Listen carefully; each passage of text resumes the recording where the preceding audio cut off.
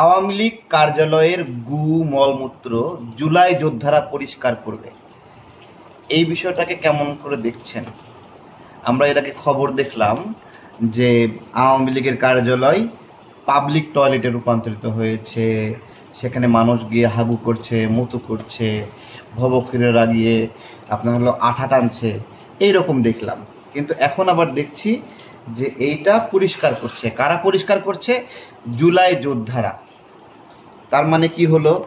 আওয়ামী লীগের কার্যালয়ে পাবলিক যে হাগলো, এইটা আওয়ামী লীগকে পরিষ্কার করতে হতো না, আওয়ামী লীগকে পরিষ্কার করতে হলো না, এটা পরিষ্কার করে দিল কে? জুলাই যোদ্ধারা। তারপরে যখন সময় সুযোগ আসবে, জুলাই যোদ্ধারা এটা পাহারা দেবে, সময় সুযোগ আসলে আওয়ামী লীগের হাতে আবার বুঝাই দিবে।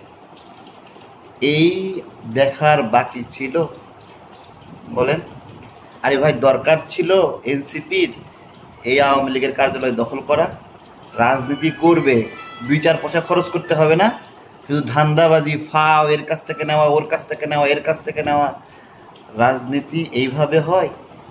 হ্যাঁ, এনসিপি আজ আওয়ামী লীগের কার্যালয়ের গু পরিষ্কার করতেছে। আওয়ামী লীগ নিজে পরিষ্কার করা লাগলো না, তাহলে শেষ পর্যন্ত পাহারা দিয়ে রাখবে। এখন আওয়ামী লীগ আসলে সুরসুর করে চলে যাবে। এই যে কার্যালয়টা দখল করলো, সবসময় তো এনসিপির বড় নেতারা এখানে বসবে না, তাই না? ছোট ছোট নেতারাও বসবে, কিছু মানুষকে তারা জায়গা দেবে। এই জায়গাটা একটা আতঙ্কিত জায়গা না? যে মানুষগুলোকে দিয়ে এটা পাহারা দেওয়া হবে, আওয়ামী লীগের লোকেরা আসে যদি ককটেল মারে, তাহলে এনসিপির বড় নেতারা ওরা দায় নেবে নাকি? এদের যুব শক্তি নাকি শক্তি, এদের নেতারা দায় নেবে?